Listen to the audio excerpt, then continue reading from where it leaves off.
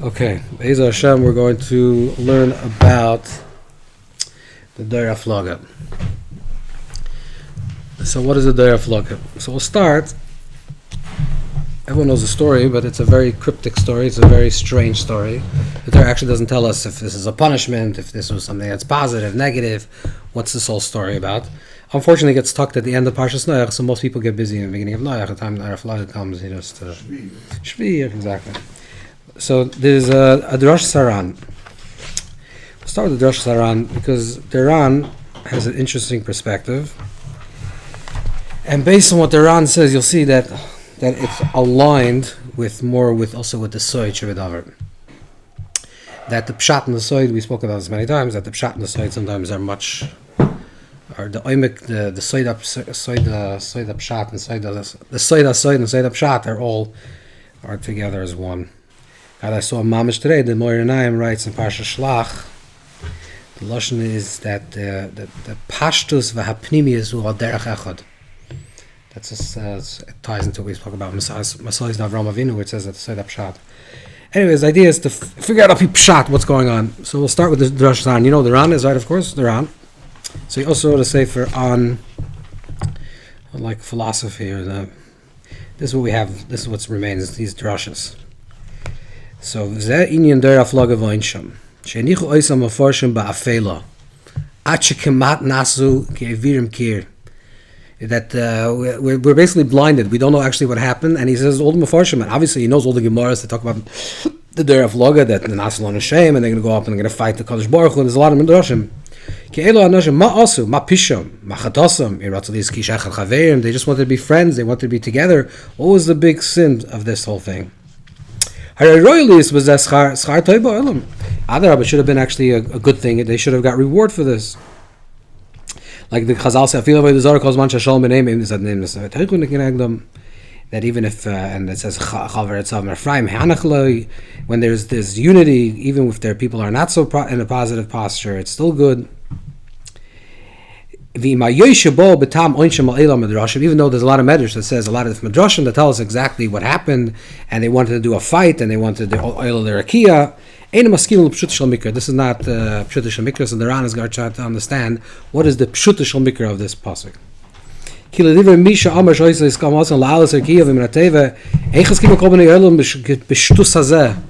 How could it be that they wanted to oil their rakia, and people believe this? What they're gonna fight? Yeah. Yeah. Then it goes weiter. Then he says, "Wait, kime pshat a parsha nirike loyo oinshel masha also kvar, aval masha efshar sheyimshach ma'aseim."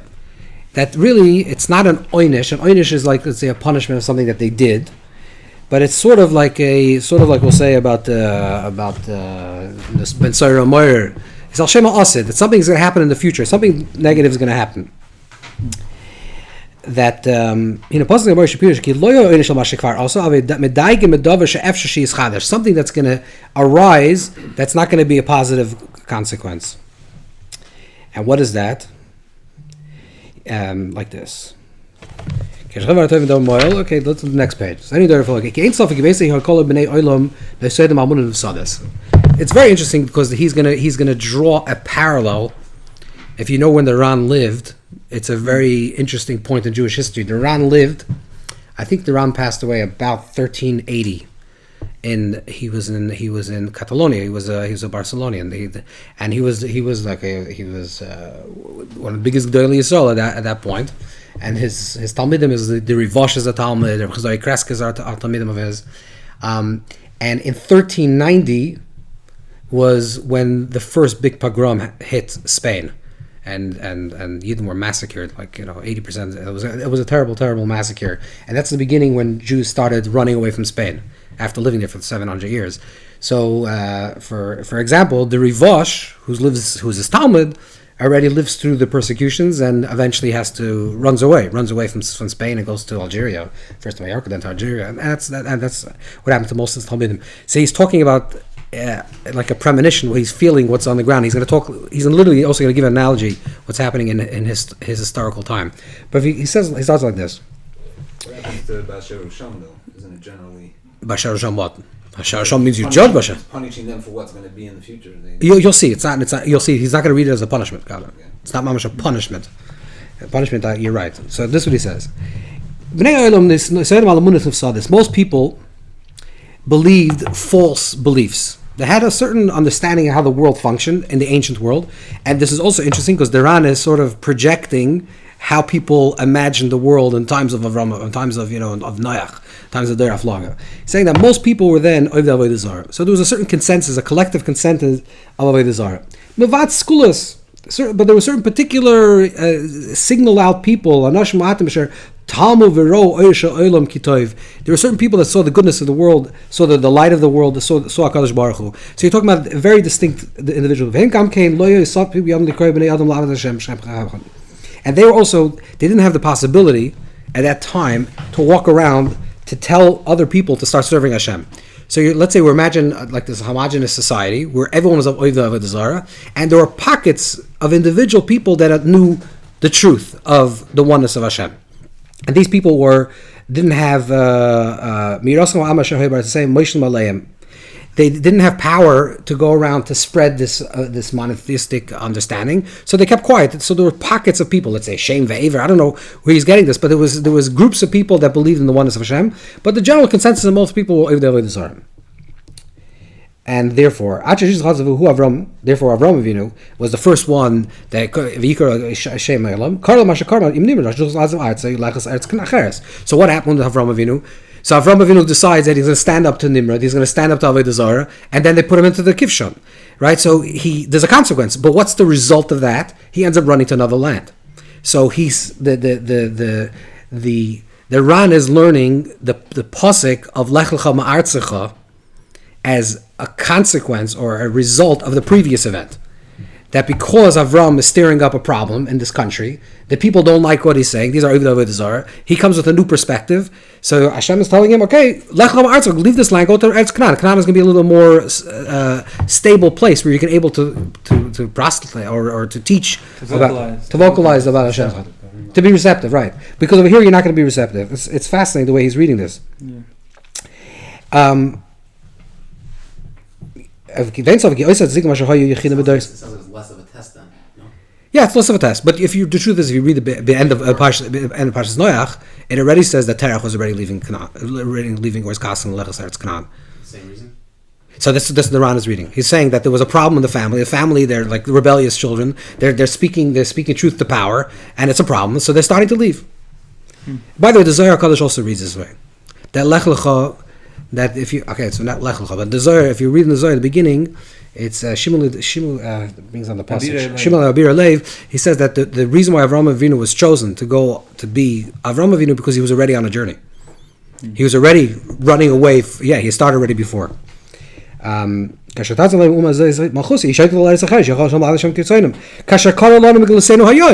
this actually happens today in Spain. Again, he's talking about the times of the Rambam when the Amalekites came and conquered the other part of Spain, not Catalonia, the Aragon, where the Cordova and Granada, that part, the Rambam writes that he can't live any longer as a Jew, and he runs away. The Rambam leaves Spain, right? He runs to Egypt. So he says that's what happens. We ran to another place. So the Jews from Aragon went to Catalonia. That's what happened. A lot of like the Ritva was born in Seville and ends up in Barcelona because they went up there because that was under Catholic rule and that was more welcoming. And then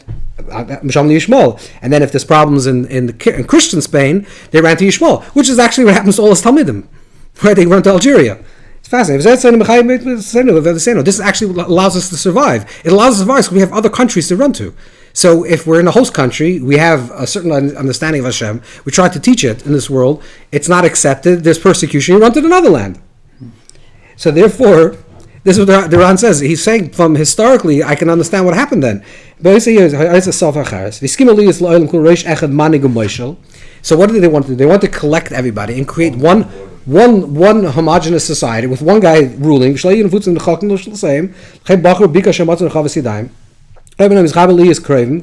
What does it mean, govern? That they're going to build a tower to the heavens? It doesn't mean a tower to the heavens. Like the pasuk said, Chazal say that it means they're going to build like a huge, a mega center where everything's going to surround this place. This is going to be like the seat of power, and we're going to rule by one country. And Bika is a valley, or is it? Yeah, it's a valley. Yeah. Why were they Dafka going to the Bika Valley? I guess we can gather there. Somehow you can gather. Yeah. Oh, silicon. He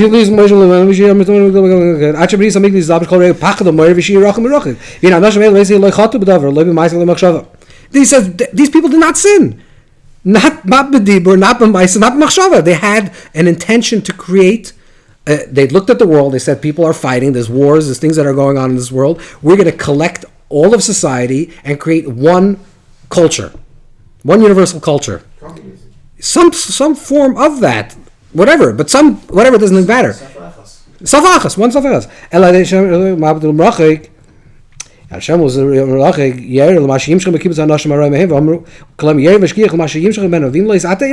truth is, maybe nothing would have happened bad at that time. Maybe that government would have allowed for Avraham Avinu to preach monotheism. Possibly, right? He's saying, but eventually what happens, sometimes there'll come a new leadership, because there's only one leader. And that leader will be more like a tyrant, and it will not allow that. So therefore, what will happen? That's what actually happened. He became the ruler of that area in the world. Avraham Avinu had a different understanding of what has to be done. Avraham had to run away. This is what the Ran is saying. The Ran is saying is basically that this is a problem of creating an homogeneous society where even if the belief system is okay, right? He's saying maybe even if originally it was a good system and everyone believed in some type of a goodness, eventually, if you're creating only a culture that only has one voice, that voice will turn into something that's negative, and the people that know the truth and the people that are of the Hashem will not have an opportunity to be in that place, and they would have nowhere to run. So like there's no balances? Yeah. Checks and balances? I don't know if there's no checks and balances. There's no possibility even for a rebellion to happen. There's no Correct. All the lands become one. All the lands. Land. You're creating one society. You create. It is a form of socialism. No, it's Yeah. socialism. Socialism. Nowhere to run to. Okay, but we're going to understand this. But this is something that he's saying, that there's something about creating a culture of one. Which, by the way, every single Alexander the Great, every single great conqueror of the world, that was his whole idea: create one culture. You create one culture. There's no wars, right? Why does America not go to war with England? Because we share the same culture. Because we speak the same language. Why does France and England kill each other every 10 years? Because they talk the language. If there would be one universal language, they wouldn't kill each other. That's like the assumption what people think, which is kind of true historically. So he's saying that's not a terrible idea. The problem is if that society is based on Avodah Zarah, and that's the voice, and that there's no other alternative voices. If there's the one pockets, a few people that understand the truth and somehow are evolved, they can never evolve the society because they're always squashed and killed, right? So then tying into the thing, it would be like a healthy culture allows other voices to bring it to another place. That they did want to build it to Shemayim. So he's saying that it's a figure of speech. The Torah talks like that. Chazal tell the Gemara says in Chulun that the Torah is talking. It's a manner of speaking. Yeah, it means a huge edifice as high as possible. See, they're not doing war to heaven, maybe symbolically, but the idea is to exactly everyone be scared. This is one moishel, this is one culture, and there's no other voices. This is the shitta of the Ran, which is pshat. Right. It seems like they weren't confident that can happen the other way around. Which is? Maybe it's going to turn the whole world towards Hashem. That now. I guess you're right. Yeah. Right. He says no. That's a harsher possibility. Okay, that's kind of something that we have to talk about because that's like a good concept. Now we're going to look to the Likutei Torah from the Arizal, and we'll see. He talks about something completely different. Obviously, they're going to be connected, but we have to understand what he says to understand the oimik of what he's trying to tell us. So in Yadora Floga, it's in Parshas Noach, yeah. It's got a shtickle, it's an easy piece to read, it's hard to understand what he means. It's the bottom left on Mem. The bottom left on the Aleph. Ma-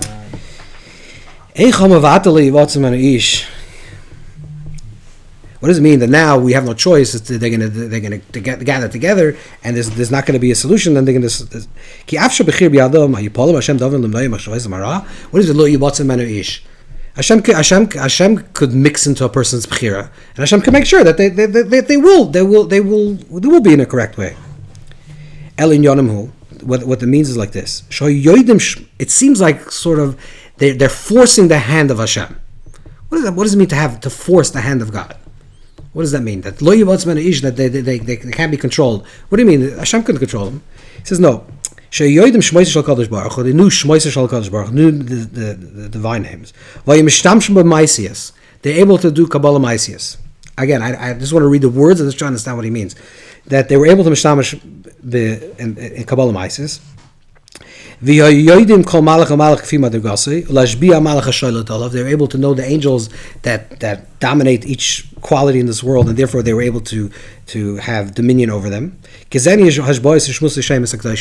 of hashbois and using the shemus hakdoshin. If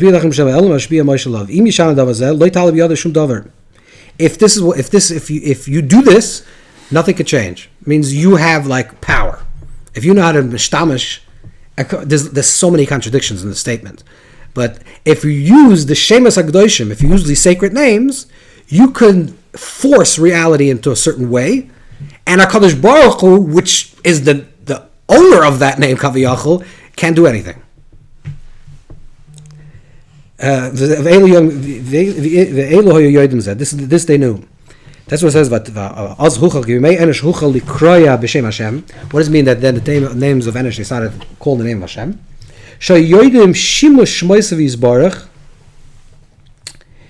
And also what the Targum says, what it means, means when the Pasuk says, Hashem means that they did something positive. They're starting to call the name of Hashem. What does the Targum say? That it means that they started serving Avodah Zarah. Well, how serving? Exactly. They're both true. That's the same thing. That they were able to, the Koi B'Shem Hashem means they were able to call Hashem's names. Calling Hashem's names is a form of Avodah Zarah. If they didn't know that Tzir V'Ois is the combination of the names and Lashon HaKodesh, they weren't able to mishtamish Lashon HaKodesh. That the word Safa Achas in numeric value is 794. Gematria Lashon HaKodesh is 796. Okay, so it's close. The Arizal is not interested in strict gematrias. The Arizal's gematrias are never, 863 to 863. It doesn't work that way. 863 to 864, you count the koilel. 864, you count the two words. Whatever you get, it's an idea in the vicinity. It's not, the numbers are not exactly precise.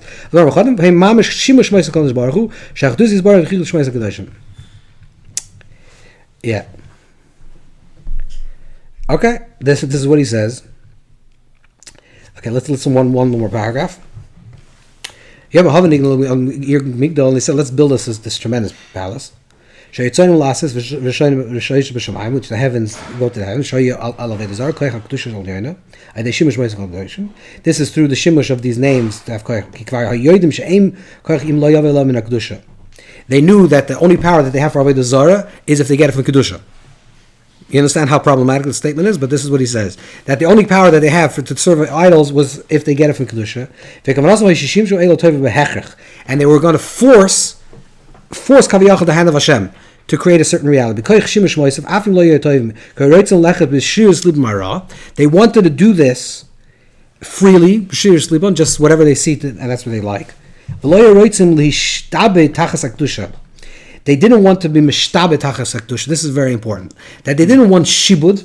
They didn't want to serve Hashem. They wanted to be free over, lording over. That's the difference. The Medrash says the difference between Parei, that between the Vihu Omed Al Anar, Vihina Hashem Nitzav Olav. So the Medrash says, in the beginning of Kates, that the difference between Parei and Yaakov is, by Yaakov it says, that the Sulam Mutzvart, Reish Megillah Shamayim, and then V'yin Hashem Nitzav Olav. Hashem is on top of the Sulam, which means that Hashem is Nitzav Olav. And Pare, who Omed Al Yar, the Yar is actually the Avodah Zarah. So he's standing above his God versus the God standing above him, which is important to understand the difference between Kedusha and Klippa. So they wanted to access some spirituality, some power through the Koyach HaKlippa, which is to connect to Hashem, because that's the only Koyach in the world. In order to actually connect to Kedusha, a person has to do Avodah, has to serve, has to work, has to do something to transform himself. And they didn't want that. They just wanted to enjoy life, have all the ties, and Avodah Zarah, this power will give them everything they need, access in this world, to receive whatever they have through this koyach. Okay, this is what we want to read. Obviously, needs a lot of unpacking. So, first thing, maybe we should read through all the sources and then try to understand it. But the one thing that comes to mind over here is the idea between that Kedusha. Let's just say another way that to say this. Actually, Rav Shamshon Fol Hirsch gives this analogy, and it's actually like somehow Kabbalistic also, that Kedusha comes through choice, and Klippa comes from the surrender of choice. So Kedusha comes, like when he says, Zechanu es hadaga shonechel chinam, so the Klal Yisrael says, we remember when we were in Mitzrayim, which is the Malkam HaKlippa, we say, the place of negativity, we say, when we ate for free. What did they eat for free? They were slaves. What's for free? So Chazal say, chinam means what? Chinam and a mitzvahs. Right? But chinam and pshat literally means free. So how do they eat for free? If you're a slave, how are you eating for free? The answer is because a slave, there's no relationship between the work that you put in and the result that you receive. That's the definition of, let's say, so you're working slave labor. Let's say in a modern terminology. Let's say you pay this guy whatever, this certain amount of hours. It doesn't matter how hard he's going to work. You're paying that amount of hours. The definition of something that's a slave is that there's no relationship between effort and result. Because there's an overlord, there's someone that's above you that says, I'm giving you $5 an hour. Whether you work hard, it doesn't matter. When a person is a slave, paradoxically, what they receive is actually free. Because there's no relationship between their hard work, right? That's why if they would really get the result of their action, they should be paid very well because they're working really hard. No, you get paid a certain ration. So this is the idea of the freedom of that. So they say, we remember the freedom, we remember us eating freely because there was no relationship between our work and our result. So the concept of Klippa, any type of Klippa, this idea of being in a constricted state, or the idea of Tumah, is when things seem free, which in a way will be the idea of the opposite of a free choice, because even the word is free. Free choice means I'm taking responsibility. I am choosing how I'm going to live my life or how I'm going to act in order to receive the results that I want in my life. Right? That's a free choice. That means that I am taking responsibility. A child that receives without actually activating their free choice is receiving freely, right? Well, it's entitlement. Exactly, it's entitlement. So this is the idea. This is the basic difference between Klippa and Kedusha. And this is what the Ari is really saying. He's saying that they wanted to live B'shiras Libam and receive everything that they wanted to receive. We have to understand, how does that work? Like, what does it mean? What do you do that? What's the structure to receive that? And if it's possible. Not that you want to be able to deserve, but what's the idea of that? That's the difference between B'chira and Abchira. Let's go to a few other things. From the Baal Shem. Give me your copy to see what this is like. Okay, from the Baal Shem, we have like this. Where is it?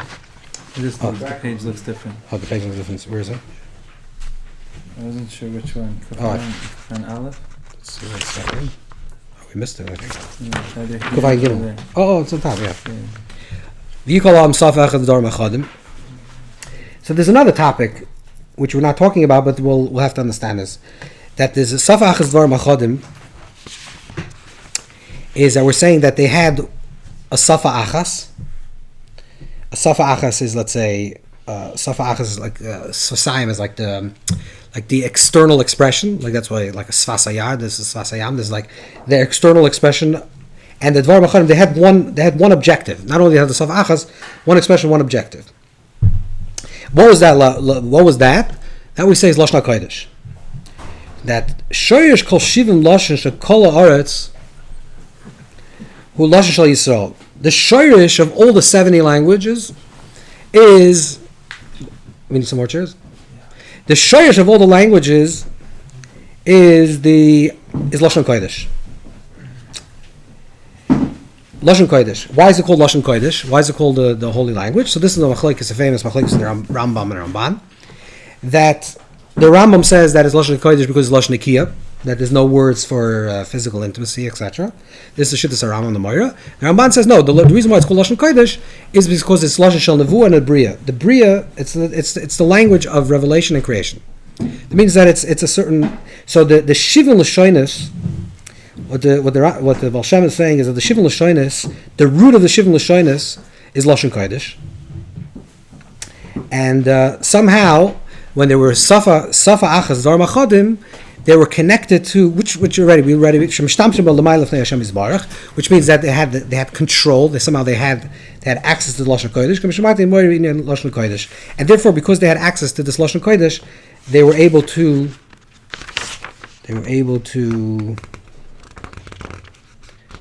have access to power. Okay, this just makes things a little more complicated. But what does this mean, Lashon Kodesh? And what does it mean, the Shivim Lashonis? So, the Lashon Kodesh means like a singularity, that there's one root, and the root then divides itself into 70. So it means that the shoyrish, the panim of all Lashonis, or the depth of every lashon, the nekuda of every lashon is really lashon kodesh, right? In the shoyrish of all the shoynis, if there's one that spreads into 70, and 70, this is like the Maral will talk like the 70 is like that represents like this the directions. It's like the movement away from the center, right? So you have the center, like that's the central. It's lashon kodesh, and everything is moving out of the center, which means everything is moving out of the center. Every single point has in its depth the center, right? That's where it's coming from, and that's where it originates from. But when it separates itself from its point, it becomes something that's in the world of multiplicity, in the world that's separate. It becomes something that's outside of Lashon Kodesh. So the creation begins, the world begins, at least in the beginning of Parshas Noach, we're saying is that Safar Achas, they were actually one language, which is the Lashon Kodesh, which is the language of the Nekuda. Then it becomes Shivim Lashonis, which is the language of the Pratim, of the details. But then it says, Ki az epech, because epech alam safa bru love kulam shechem echad. There'll come a time when it'll be nepach safa brura, which means that there'll be the reintegration of all the languages back into Lashon Kodesh. Okay, that's a safa brura. If you look at Metzudas David, it's a pasuk in Savanya. The Metzudas David said that's Lashon Kodesh, which means what is Lashon Kodesh? Lashon Kodesh is the nekuda. But there's three stages, if you wish. There's the way the nekuda exists as a nekuda, as the source. Then there's the way the nekuda is neveya into the Shivim Lashonis, and each one is separate. And then there's the Shivim Lashonis, it becomes reintegrated into the nekuda. But when there's a reintegration of the Safa Brura, Adu Kulam Shechem Echad, when there's a reintegration, what is the reintegration of the Safa Brura? The reintegration of the Lashon Kodesh, and not that everyone eventually speaks Lashon Kodesh, the way we call Lashon Kodesh. It's when every language becomes an expression of Lashon Kodesh. So let me explain a little different. If Lashon Kodesh, the origin, is the language of creation and revelation, which means that's the language of it's the language of the Achdus Hashem, right? That's the language that brings out the unity of Hashem, the one, the Nekuda. This language, when it becomes multiplied into Chinese, Japanese, whatever, it becomes any different language in the world, it becomes separate from the Nekuda, which means that this language now is not expressing the Achdus Hashem. But when there will become a time when the Achdus Hashem will be all pervasive, when it'll be Hashem Echad, Shema Echad, literally, which means that every single sound of creation will be revealing the Achdus Hashem. So what's the Lashon Kodesh of the future? 70. 70, it becomes one. The Lashon Kodesh of the future is when every single language is expressing the Achdus Hashem. It'll still be Chinese, but it'll somehow express after session. Correct. What do you mean, why somehow? Same language. Just Every line, all the ultimate. This is what I'm trying to say. There's a prat, there's a klal, a prat, and then there's a prat that's nichla in the klal. There are three stages. The klal is the nekuda that's the exclusion of all pratim. That's the safa achas in the beginning of creation, which is what the Dor HaFlaga is trying to connect. This is what the Baal Shem is saying, right? That they're trying to connect to this Lashon HaKodesh, and if they connect to this klal, we have to go to the Arizal to understand what he's saying. But somehow, if you connect to this klal, they have all the power in the world. They have all the Shemus HaKadoshim, they control, they can be over the Avodah Zarah, they can do B'shiras Libam, they can live their life and receive all the blessings that they want. So there's some type of klal. This klal then becomes broken down into the various sounds of the world, the various different languages of the world. This is what the Arizal calls in Shar Kavanos and Kaddish. He says that these languages are the Targumim, these are like the Achorayim, the external, the backside of the original language. Backside is always, Achorayim is a place of shikha, of forgetfulness, which means if I speak Chinese, if I speak Lashon Kodesh, okay, not Hebrew, but let's say I'm talking Lashon Kodesh, and I recognize that this is the language of the Torah. So clearly when I'm talking it, and when I'm speaking this Lashon Kodesh, I have a strong awareness, this is the language of the Achdus Hashem. I'm aware of it, and I'm expressing it, and that's what I'm doing it. That's why I daven in Lashon Kodesh. Right? What about Yiddish? Okay, Yiddish is... This is like Targum Onkelos. Yiddish is still Targum Onkelos. Exactly. That's a bechina of like a... The fact that... It's true. But there was other... It's true on some level, but there are many Apokrishes written in Yiddish also. I don't know if you know this. You probably don't know this in Bar, but there's a lot of kfir that are written in Yiddish. Very, very high kfir. I remember at Maisa, as a kid, I never experienced this in my life. I was a child, I was 10 years old. This was in the Catskills. I was with my parents in a shop, right? I remember the story out of because it was made such a big roshim. There were two little old Jews, a man and a wife. Unfortunately, they should have a lichting and Eden. And one said the other, they were talking in Yiddish about the chazer. They were buying chazer. And I hear Yiddish, I turn around. Der shtickl chazer. Like, get the shtickl chazer? It's nicht get the chazer. And then I'm like, what? You're buying this chazer in Yiddish? But that's the way it was. It was that way. There was Yiddish was anyways, nicht so in the feeden. But this is you can use the language in other ways. The nekuda of Achdus, the nekuda of Lashon Kodesh is that it's to express the Achdus Hashem. All the other languages is the bechinas Achorayim. These are like we have from the Baal Shem. There's a lashon over here. Shvius Hakelim and Shivir Oisias. It's from the Oira Emes. This is a gewaldig like knetch in the Torah Arizal that the Baal Shem has. That's much more experiential, much more like visceral. In Torah Ari, the general idea is the Shvius Hakelim. Shvius Hakelim is like this, this cosmic. A spiritual, metaphysical event that's the shattering of these kalim, of these vessels, which we're going to learn soon about this. There's a shattering of these vessels, and then there's nitzitzis, the sparks, and our tafkid is to collect these sparks to bring them back to its origin. Now, if the tafkid is to bring back the nitzitzis back to its origin, then you're going back to square one. In other words, you're starting off that there's oil. Shlomi, want to get a shtickle seat? You're starting off that there's one. The one, because there's such intense light, what happens? However you understand it, because of such intense oil, there was a shvius hakelim. So what do? We collect the nitzitzis to undo the shvius hakelim, to create the kelim correctly. So now you're back to square one, right? So what do you do? There's something very big. It breaks. Now we have to put out the pieces. It becomes big again. It's going to break again. Elamai, what's the shot? In the origin, there was a collective that was so intense that it didn't leave room for pratim. Therefore, it shattered. Now we have details. The tachlis is to bring down the details into the klal, but the prat should be nichlal in the klal. The klal should have also the pratim. You understand? That's the highest level of individuality within the context of unity. Yeah, you understand? That's the tachlis. So the Torah Baal Shem says that what the Arizal talks about Shvius Hakelim, he talks about Shvius Oisias. What's Shvius Oisias? Because if you look in the Torah, how's the world created? The world is created through sound. For yourself. The Eibusher creates through sound. which means that the sound is the medium. That's what right? The world is created through sound. So the origin of everything is this divine sound. All the different dimensions of this world, because there's more than 10 things in this world, right? The Saramar is and everything's created. Because these are all different types of tzirufim. The tziruf of the table is connected with the shin, the lama, the ches, the nun, with all these tzirufim, that connects to the table. Right? So when you look at a shulchan, you're seeing a tziruf of all these original sounds of the Asar Mamars, which really goes back to the Maimer Echad, and this is a certain type of tziruf that links it to this thing, and you're seeing, when you're talking about it in the Lashon Kodesh, you're seeing it as an expression of Achdus Hashem. Right? When you're seeing the table as a table in English, let's say, when I see the word table as in English, what am I seeing? I'm seeing table. Right? It's possible that when I see the word table and I'm an American person and I'm born in America and I think English is my first language, and to me table is associated with the Shabbos table, or table is associated with the table that I learn on, all of a sudden the word table actually means something else than it means to other people.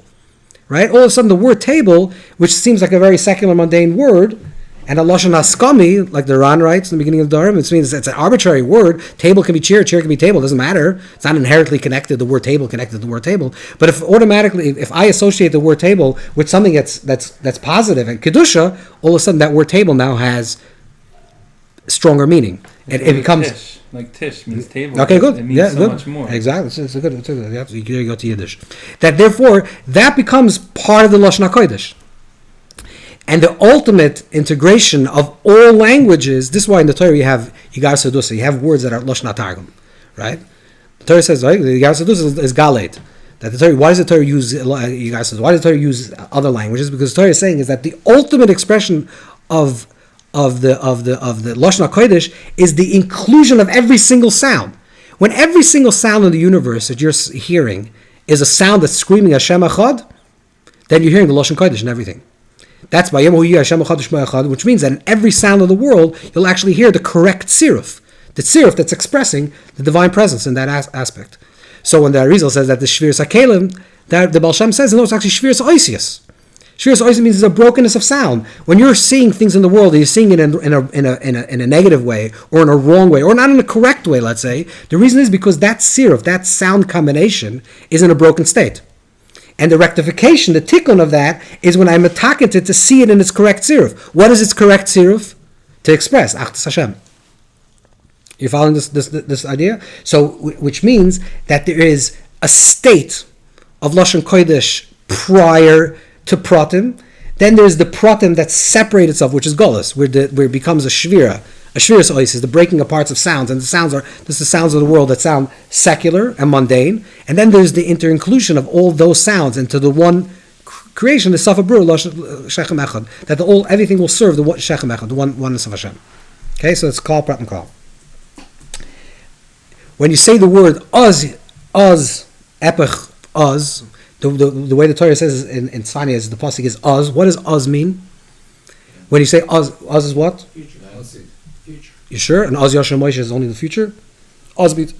It's both ways. Oz actually is a word... It can mean the present, no? No, it can mean the past or the future. Oz Yashar Moshe, you can track the pasuk. Yeah, where? In Hebrew? I think the Oz is el mafreya, lo? Oz Nidbaru. No, it's like... Oz Yidabris, that's future. At this point, Oz. Yeah? Okay, fine. Az ma tomer. Nachon Kisacham Me'az. Okay. It's like at this specific Huh? moment. Then they realize. Oh, so Then they see what. right. No, so Then it's all clear. Everything. right. No, so the At that point, Mafreya, you're saying. no. So we're saying like this: that the word Oz, the Maral says that the word Oz turns from future to past and past to future. Why? Why? Because through the present, always the present, because the present is only because Oz is a Aleph Reichev Al Zayin. That's the language of the Maral, which means that the one stands on the seven. The seven represents, we just said, Shivim L'Shayin is like the Shivim is the multiplicity of creation that isn't to the 70, and the Oz is the unity that connects the seven. So therefore that unity is the past and the future. And the present, right? So when you say Oz, you're saying then in the future is because then in the past. Because the reason why Lashon Kodesh will become the language of the future is because it was the language of the past. But in the original form, it was Lashon Kodesh, the exclusion of all other sounds. Therefore, it represents we're using a little bit Duran, and we'll go a little deeper. We're using a little Duran's understanding. It represents a singularity. It's a cloud that doesn't have pratim, right? So the original Lashon Kodesh is a cloud that doesn't have pratim. It's only one. It's one-dimensional. It has this Lashon Kodesh, right? And so when they were connected to Lashon Kodesh. Clearly, they were connected. That's Chazal say that. Connected to Lashon Kodesh means they were connected to this idea of some type of simplicity of humanity, a singularity of humanity, that everyone's the same. And then there was a breaking apart. There was a bilbul of l'shoinus, which means that it becomes a 70 multiplicity of the languages. And then there'll be a reintegration of the 70 into the one, but the 70 will still maintain its individuality. Okay. Let's go one step further, and then we'll try to get back to what this whole shtickle is. I mean, I think hopefully some parts are becoming a little more understood. We still don't understand the Koyach HaKlippa. What exactly is this? We know a little bit what's supposed to be happening, but okay. So, shtickle here, huh? Oh. Yeah. Okay, we'll learn a shtickle Torah here.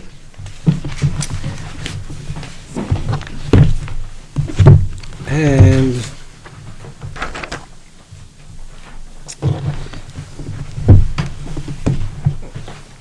we're going to read this quick because it's a big shtickle. We'll read just a few pieces.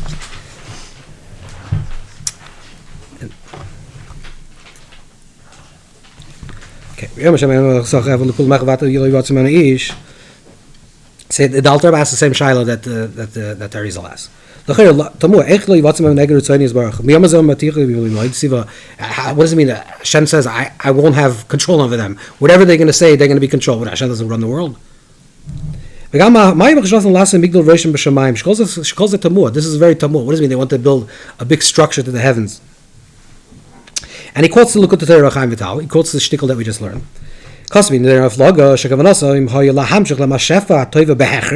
They wanted to force the hand of Hashem Kaviyachol. To use the shemus. Even if that's what the Arizal said, right? They wanted to force the hand of Hashem. Okay. Let's turn. Next page. We didn't learn this whole arichas, but I'll just tell you what it says. There's a whole long arichas about Shvius HaKelev and Matoil and Matikan. I just want to say very, very quickly. Actually, we'll see if we actually need this. There's the Olam HaToyu, the world of chaos. The world of chaos is also called Akudim. There's Akudim, Nukudim, and Vrudim, which is the story with Yaakov, which is with the mice with sheep. But this is a very deep sugya about Olam HaToyu, Olam HaTikun, different structures. The world of Toyu, just to give is just like in the beginning. Let's look in the Torah when the world says "Va'aretz is soyu v'voyu." What's soyu v'voyu? Soyu v'voyu means that if you look at the Ramban, just look at the Pirush, the regular commentaries, the regular Mefarshei Torah, that the Toyu v'voyu means that it was a state of a singularity. Tohu, they were wondering, Bahu, what is this thing? There was no individuation yet. That's what when Rashi brings down that Bereshis bara Elokim es Shamayim v'Aretz, that everything was nivra b'yom harishon. In the Maimer Echad. What is that Maimer Echad that was Nivra? It's the Koyach HaYuli. This is what the medieval Jewish scholars talk about. It's like an ancient Greek idea, which it's like the potential of everything. But it's like sort of like an actual already, something like an either or something, some type of the beginning of all dimensions, like a dimension that includes all possibility dimensions. So this is the world of Toyu Voyu. There was like a singularity, and in this singularity, was a lot of light. There was a tremendous amount of light, and eventually there's a breaking of there's a shvira of this Olam HaToyu, and then there comes the world of Tikkun. Tikkun where things are very individuated, very distinct. That's the world of Tikkun. There's a table, there's a tree, there's a sun, there's a moon, there's day and there's night. Everything is in a very strong, rigid sense of separation. And the purpose of the Tikkun is that in the world of separation to start creating Yechudim. In the world where it seems to be separated, to try to create restructures of Yechud. right? So every time a person is nice to another person, every person says I like you, you're creating a certain level of yichud. You're recreating a positive aspect. In general, just very quickly, also the animals, or we'll say non-humans, are more connected to the world of Toyu. And human beings, the Adam, the Tzura Sa'adam, is connected more to the Tzura of Olam HaTikun. Okay? That's important to understand how we're going to get back to this whole idea of Avodah Zarah, what's the Shemus HaKadoshim. Let's read the shtickle Torah. Matthew Mashad Feres, Bakli Gamka Bechin Hashem Avayim, Mashek Bekem. Okay. Ike Iskalus Anasa Olam HaTikun, the idea of Iskalus, which means like the inter-inclusion, the interwovenness that occurs in Olam HaTikun, the world of Tikkun, which you said, Tikkun is when there is two that are becoming one, still maintaining its individuation, right? But in the world of Toyu, there's no individuation. There's just a singularity. In the world of Tikkun, there's separation, but the separation is creating unity. Let's say, for example, like in a relationship, right? There's a world of relationship where you have, let's say, a Toyu relationship, where it's like, I don't know where your space, you don't know where my space is, and this is like sometimes people enter this, not in this crowd, but some people enter in this type of relationships, and then there's a tikkun relationship is, I know where my space is, you know where yours is, some people know too much where their space is, and the idea of the tikkun relationship is that in where each one is holding their space, we're moving into the other person's space a little bit, right? Like a rotz v'shuv into the other person's space. So, Iker huayde kavan soyish b'chinas tiferes. That is what the midah of tiferes is. That's why in Olam HaTikun, that's the midah of tiferes. Midah shel Yaakov, shleim davun. That what is shemechaber b'chinas chesed v'gvura. That what is Tiferes? Tiferes is actually beauty. What is beauty? Beauty is contrast. When you look at something that's beautiful, I don't know about modern art, but the general definition of art is something when you see a symmetry between two different things, and they come together. If you paint just a blue blob on a canvas, it's not, maybe it's modern art, but it's not really art. But if you have contrasting of different colors, right? That's, and the same thing goes with harmony, with music. Everything is the same thing. You're creating one sound. It's a singularity. Right? There's a shir pasha, shir meruba, shir meshulas. When you're creating something that's harmonious with various different things that are coming together as a unity, that is something that's beautiful. That's tiferes. So They call modern and classical music. They call it atonal. Exactly, it's atonal. It's atonal. It's a musical. Exactly, a beautiful. L'chein Yaakov himshach b'chinas hakudim nekudim v'vrudim. Shehimshach b'chinas hakudim. Yaakov was brought down mamshach hakudim nekudim v'vrudim. Shehimshach b'chinas hakudim. He was able to draw down the level, the oir of hakudim, which is oil matayu. Gam, even in the world of brudim, which is the world of tikkun. Aidei shema, through the name of shema. Okay, he's going to go on what this idea of shema is. But shema is generally the idea of bittul. You can read it later on your own, but let's go down to like another 10 lines on. Ze yisoy kol ha-Torah kula, li is bittul yesh layin. This is the yisoy, this to be bittul yesh. Bittul yesh means I exist, and I'm v'chol sholish dvarim eilo shreim ha-Torah avodim v'sadim kul miyona bittul yesh. The idea of bittul nase is skalus. Through bittul becomes the idea of iskalus, which is the idea of inclusion. Sham shach al yona. Shem v'nivus b'irish lo yirotzu yishim shachal hashafim b'chinas shalamatim adega shem sham yigaz chatzayim nechayim. 1 second. Not Olam HaTikun. Okay, I'm sorry. Let's to the last line. Omnam heim yodu asher lekabel Olam HaTikun edei bittul yesh. They knew that in order to receive real tikkun from the world of tikkun, they needed to experience bittul, which we said that's the idea of kedusha comes from avoda. It's not chinam. It's responsibility. It's taking responsibility. They didn't want that. Like the Reb Chaim Vital writes in Likutei Torah. Sheratzu leilach b'shiras libam. She'af b'ken yimshach ma'shefa toiva. They wanted to draw down shefa toiva even without the bittul. Okay, Mischachum lasses abigel ve'ir v'hayne shisatze she achtu she b'neim li is chibur atzav man okay adei shim shchol toiva shpon nishkash mekabon avin lo bittul ma'am shav. They wanted to draw down from Olam HaTorah in akum b'kli echad. They wanted to draw down this light. Okay, vos meintos is like this. We have a lot of words here. I think hopefully it's becoming a little more clear how this is working, but let's try to bring it exactly to some type of conclusion.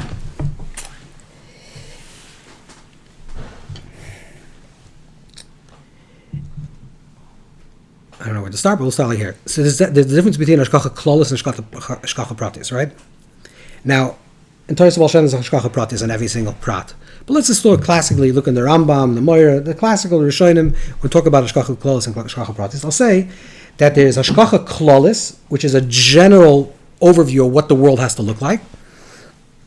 And then there's Hashgacha Pratis, which is specifically not only what the world has to look like in the general conception of how the things have to work out, but exactly how your specific life has to work out.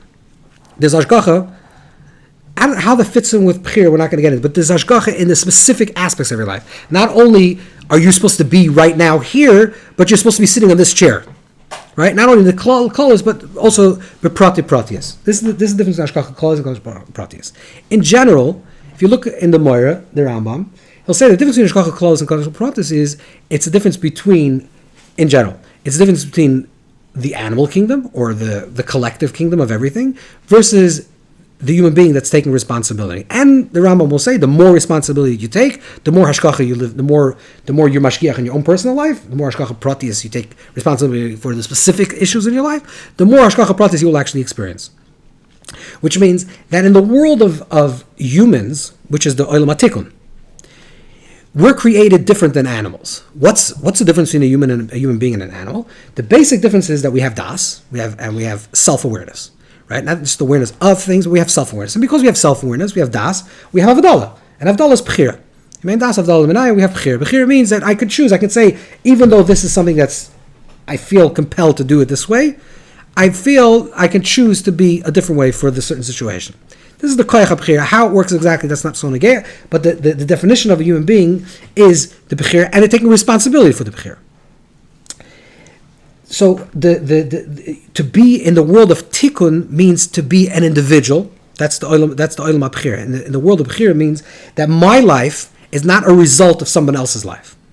That I'm not just an effect of someone else's choices. What it means that a person is boicher and taking free choice, a person says, even though I'm born in this circumstance, under this condition, I'm choosing to live my certain life. So the more a person is boicher in his own life, the more a person activates his koyach bechira, the more there's hashgacha in the pratiya shebedavar. In the less a person has bechira, the less a person activates the koyach bechira, the more you become part of a klal. Let's say a person says, I'm not interested in making choices in my life. Okay, whatever I was born into, that's what I'm going to continue doing. It's comforting, and I'm going to go with this path. So you're surrendering your free choice. The more you surrender your free choice, the more you enter into the koyach haklali. God, there's a sefer that's called Tagmuli HaNefesh. You probably never heard of it, but it's from one of the Rishonim. Did you hear of it? Okay. It's from Rabbeinu Hillel, one of the Rishonim. He was a Rambam defender in Sfard. In Spain, and lived in the early 1300s. Anyways, he writes he's a Talmud of the Rambam and Shitta, like he's a very rationalist. But he talks about neshamas or nefashis, what he calls, and he talks about the afterlife, which the Rambam doesn't really delve deeply. So this is like one of the chidushim of his. And over there he says something very interesting. He says that the Adam has individual immortality, the Chayas have collective immortality. Which means I don't know exactly what he's trying to say, but this is something Be'ereth that he's trying to say is like, if everything survives, there's some type of, the preservation of energy, or preservation of, that if everything that exists, how does it exist, in what form? How will it eternally exist? He says that the eternality, the immortality of something is that there's like a group soul of cows, kilo, right? There's a collective soul of cows, and that collective soul survives. But the individual cow doesn't have immortality. But the human being does. What's the chilek really? Because the human is someone that's taking individuality very seriously. If the more bechira I have, the more I take my individuality very seriously, right? If I make choices in every single aspect of my life, I'm saying I'm not dependent on what happened, but I'm choosing at this moment, the more koyach bechira I'm having.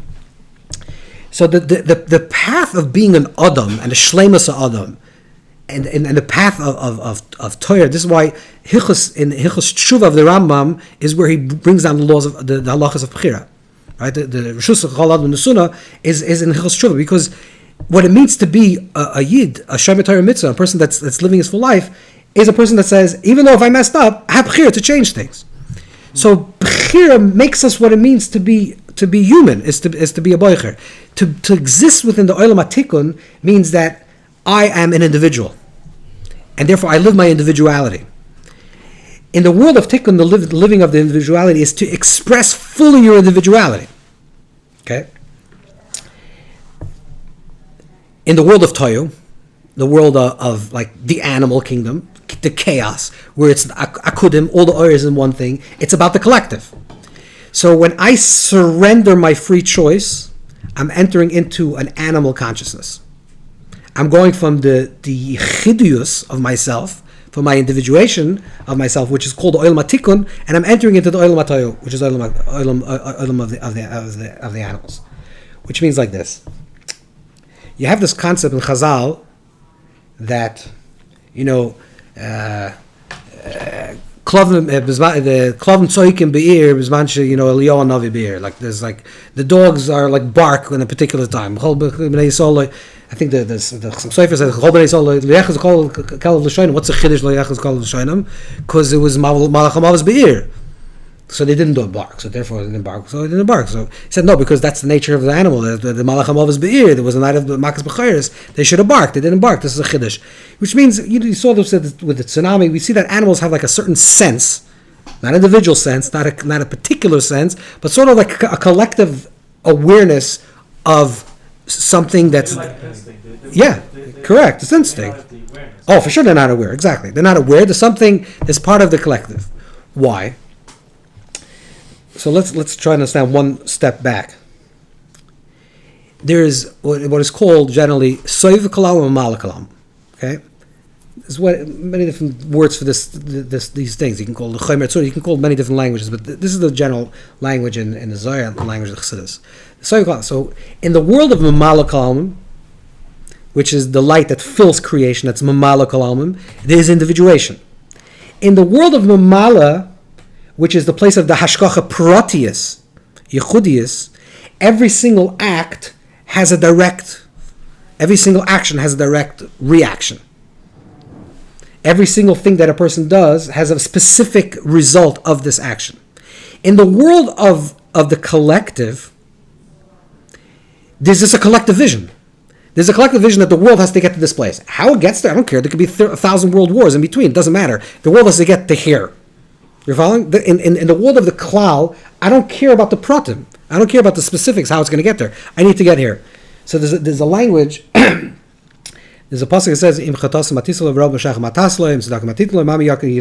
that there's a place that in Soiv Kalam, which is called the place of transcendence, there is no kaviyachol relationship to the place of Bechira.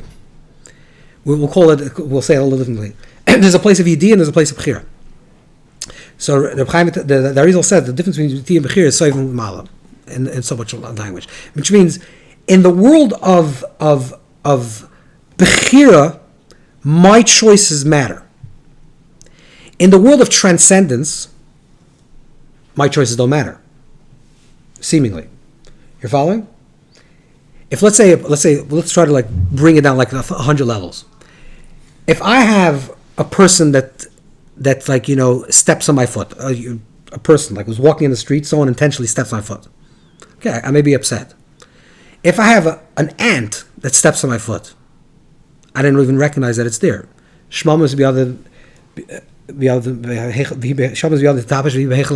like if the shmam is beyond the tapish, there could be like cobwebs in the Hechel HaMelech, and you don't even recognize that it's there, because when there's no erech, when there's no equivalence between me and the thing that's being connected to me, I don't take it. It means nothing to me. Or we'll say it differently. A wise person once says the difference between evil and indifference. That the Nazis Yamach Shemoim were not evil; they were indifferent to you Jews. It's a very big conversation. If a person acts evil to someone, means I care about you, I hate you, but that means that you're touching me in a certain way. You don't hate an ant, but if you're indifferent to me, I just squash you like an ant. You understand? It's a much deeper level of disconnect. So the higher the transcendence, the more the indifference. So if we talk about Kaviyachol, the oir of, it's not the end of the story, but let's hold this point for a second. If we talk about the oir of Soiv Kalam, this is what the Arizal is trying to hammer out. The Arizal is saying is that in the place of the Nekuda, of the transcendence, before the Yechudius, before the separation of individualities, everything goes. There's no distinction. If there's no distinction, you can draw down power for positive or for negative. Our actions matter, like we say, when there's an equivalence. When there's no equivalence, because the light is so transcendent of our actions, then our actions don't matter. What can you do to Hashem? Hashem is transcendent of all your actions. You're following? I'm not saying it's the end, but that's the second stage. The first stage is in the world of yichudius, in the world of individuation, where every single action matters. Every single prat, that's the world of tikkun. Right?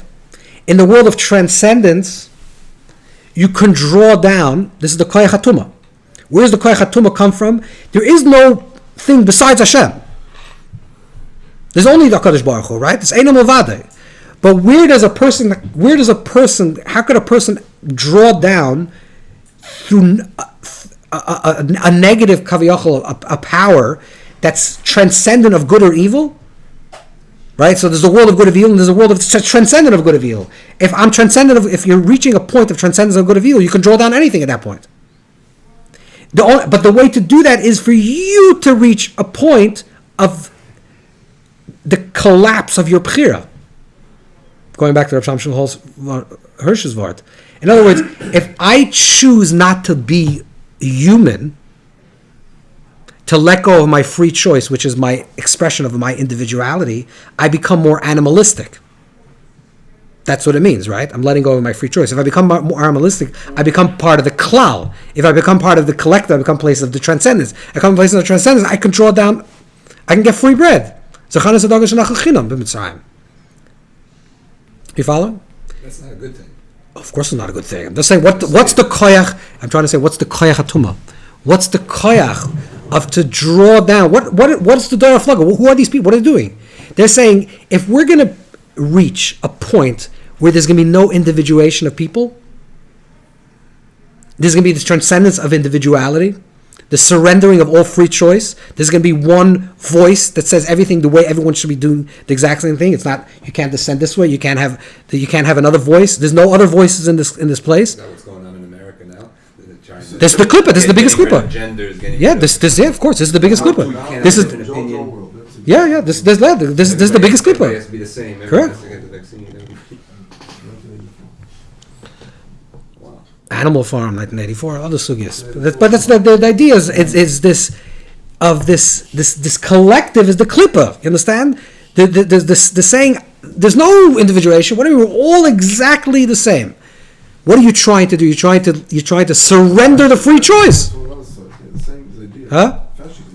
Yeah, it's the same nakuda. It's the surrendering of the human of humanity, of having the free choice. It sounds like it's almost the same outcome as using Shemus Hashem to do what they, but the pile. Yeah. Also, we got to understand what's the third step. Wait. So what are they saying? They're saying the Darif Lag is saying every person is trying to individuate themselves in many different ways. It creates a mabul. It creates people are just very grabby and lichtam al exela because everyone says me. That's what they're saying. Say forget about me. There's no me.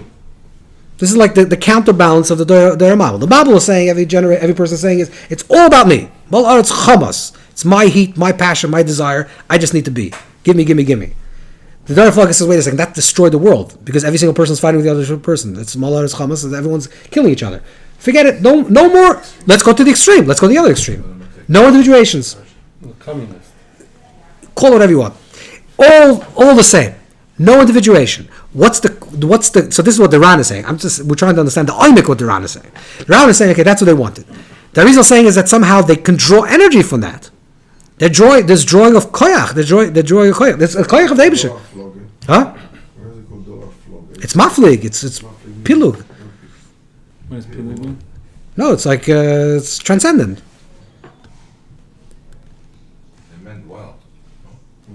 No, not according to Dari. According to Dari, it's according to Iran. Yeah, according to Dari, they're saying is like we're gonna live free, without individuation, without free choice.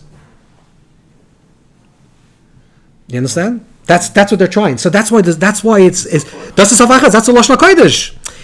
They're going back to the Nakuda. Remember we said the Saf Achad, the beginning of the language is one language. What's language? Oh, one. Everything's expressing one. But what's the Tachlis? The Tachlis is not the separation either. The Tachlis is Olam HaTikun. The Tachlis is not the separation. The Tachlis is not, okay, every person is now on their own. No. The Tachlis is Tikkun. What's Tikkun? Tikkun means that I am working together, collective, as an individual, to work to create a bigger collective. Back to one, but a one that includes all the individuals. And in order for me to be back to one, I need Bchira. I must choose. I must be me. And that's why, this is the oimik of this. Mitzad, from the level of Soiv Kolamim, transcendence,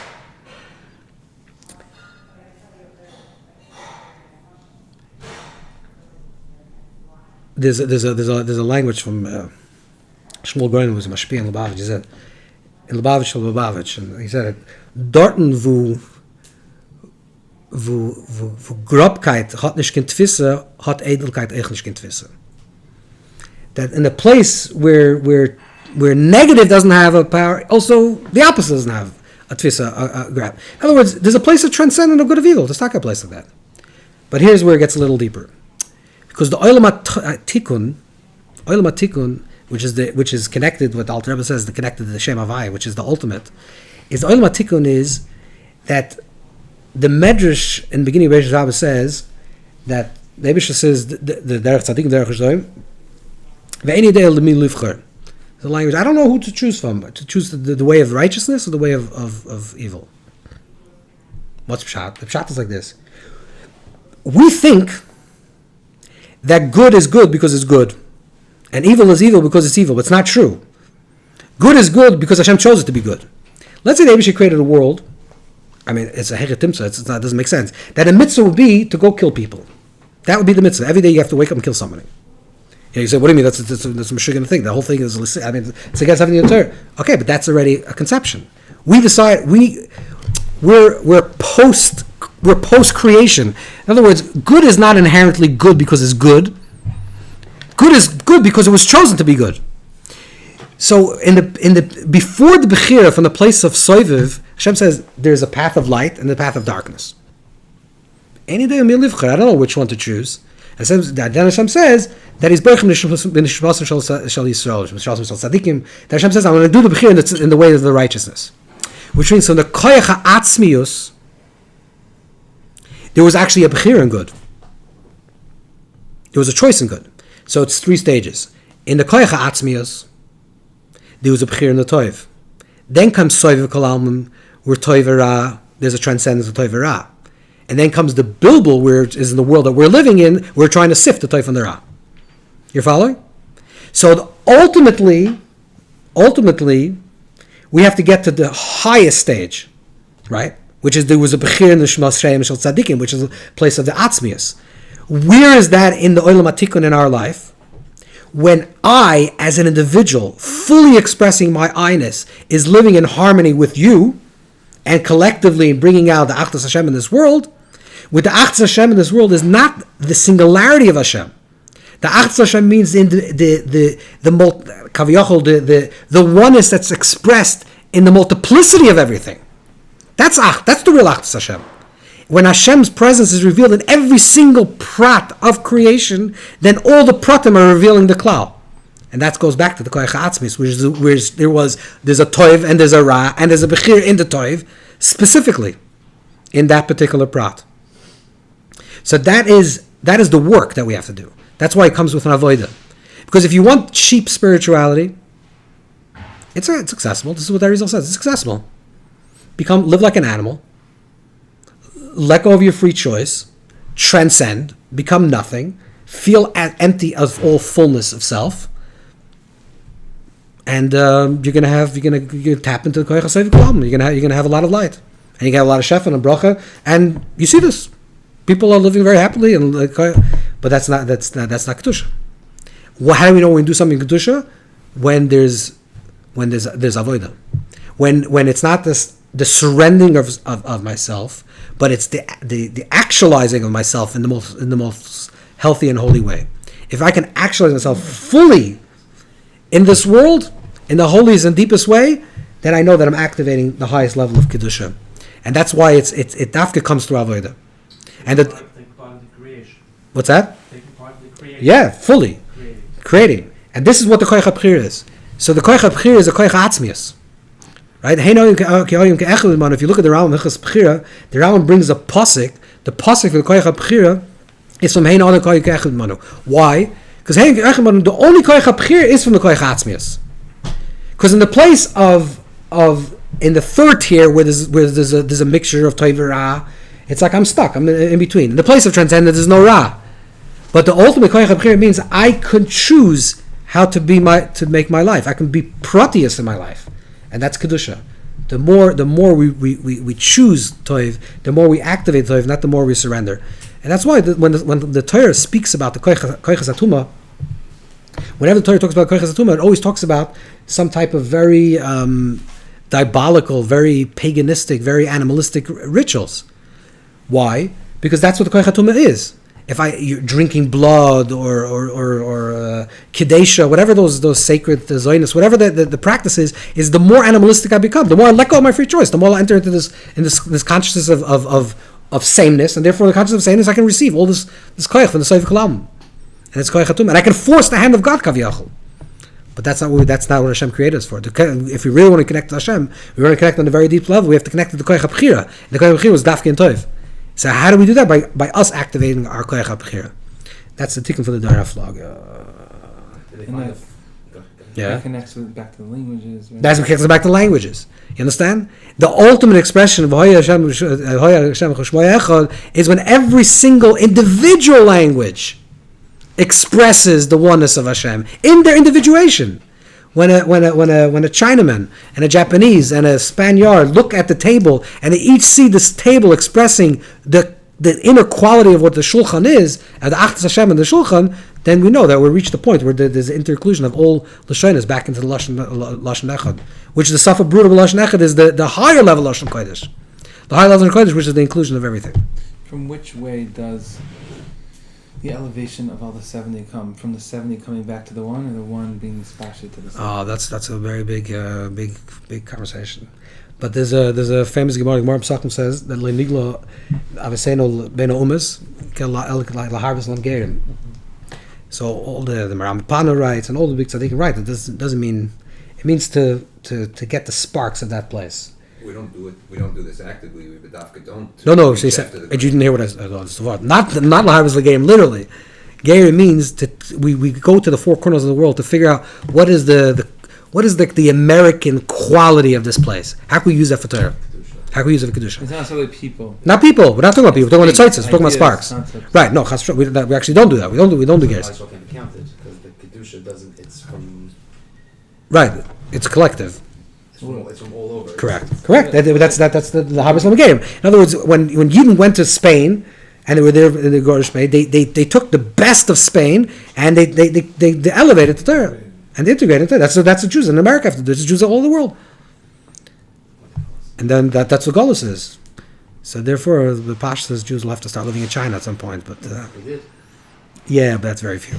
I'm talking about there should be Svarim and I guess the relationship That's true. wise is like Shanghai was then on the Japanese rule, so it doesn't consider The the Kaifeng Jews. I was saying, but that's not much. Yeah. They've eaten in Hong Kong. Huh? They've eaten in Hong Kong. Hong Kong, also a British colony. I'm talking about Mamish China. Mamish Keng, whatever it's called. What's that place now? Wuhan. Yeah. Would you say they found a loophole in the Bria? No, that's the part of the Bria. That is part of the Bria. There's a Koichatuma. So why couldn't it? So why did it need to be dispersed? No, because the Abishah wants to. There should be no, because that was all humanity. It's not like they found a flaw. No, so this is they're reaching the point where humanity will not evolve. There's a. It would have been. That's it. Transcendent. Finished. But that's not the tachlis. I think it's transcendence before too early. It's almost like early. It's not early. It's not inclusion. It's a singularity. No, I get it. But they were trying to do this. You mean Rabbi Shalom said, no? They were trying to reach a point of Soif Kalam. They're trying to read of Olam HaTohu. Yeah. Everyone's get Why all did connected. Rachel end it? Because that's Klippa. Fine. So did they find a flaw in how they could get there? But they did everything. No, oh, you're saying the end of the whole world history? Yeah. Yeah. What do you say? It's not a flaw. That's the way. That's Mass suicide. yeah. It's a mass commercial suicide. Correct. That's the David is saying, and I need to correct. The world has to continue, and I need the world to be in a healthy tikkun. So Mishami Baal, they're going to go out to all different worlds. There's going to be a dispersion of Klal Yisrael all around, and there's going to be this genetic goy echad that's going to walk around and collect all these pieces, and eventually collect them together and make them back into the Klal. It's almost like if you put Dora Flaga with Dora Mabel together, you have the perfect. That's true. It's true. In and of themselves, it's very It's unhealthy. true. Correct. It's a balance between both of them. Me, I, And and what's us. the purpose of the whole thing, of doing that? The purpose is because Hashem wants to be more Hashem, Kaviyachol. And it's hard to say that the Yigal Shleim is Kachaisav and the Chelik Elakad, Dir B'Tachtoim, all these words that they're saying is basically the singularity wants to be expressed in the multiplicity. Why? Azoy, that I can't tell you. But that's what the Tachlis is. So I guess it's about the balance of the extremes. Always, yeah. So we're doing for the Eibishter, Kaviyachol? Yeah. Yeah, we're serving the Eibushev. That's what we're doing, actually, yes. But the partial understanding is we're serving the Eibishter for us. No. What kind of partial understanding? For our- for Elam Haba. I always That, thought okay, that that's Derech Agav. The ultimate, the highest level is Total Shema. Avodah Shema is for Hashem. I always thought Avodah Tzarech Koinoi. that's why the Ram. Ezo Chasam is Chasam Koinoi. The Ramchal Gada that writes this whole thing in the beginning of Mesilas Yesharim. This is everyone quotes this. That Lahanis. The Ramchal writes is that there's a letter from the Ramchal that they told him he's not a chassid. He said you're not a chassid. Why? You didn't wear a beard and didn't go to the mikveh. So they said you're not a chassid. A chassid, not a chassid like from the Baal Shem. It's before the Baal Shem. He said not a chassid. So he writes that's not what a chassid is. If you go to the mikveh every day, it doesn't make you a chassid. If you wear a beard, it doesn't make you a chassid. God, the Italian Mekabalim believe that you're not allowed to wear a beard in Chutz La'aretz, so a lot of Mekabalim didn't wear. But he said a chassid is a chassid is chassidim koine. What the definition of chassid is? You do things for Hashem. It's chassidim koine. I'm doing Hashem kindness. That sounds almost like the Eibishter needs us. There's a wants you versus needs you. It's a different conversation. Hashem doesn't need you. Hashem wants you.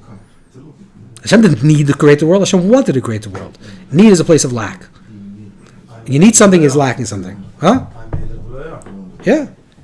Okay, that's already short in the Bria already. But in other words, it is. We talked about this, right? It's Nesava. Nesava is it's Nava. It is. As is this. This is the story. We inherited the story. No, yourself. Yeah, right. But that's all part of it. That's part of it. That's part of it. To know yourself. What is? So what does that mean? Creation to see itself. Correct. They're correct. Right. So that's what it means. But we're the vehicle. We're the mirror. I always thought that's why the Rambam calls it Yad Chazak. You're the one. Huh? You're the one looking back at itself. Fine. So there's only HaKadosh Baruch Hu. Yeah. Yeah. Right. That's in the deepest.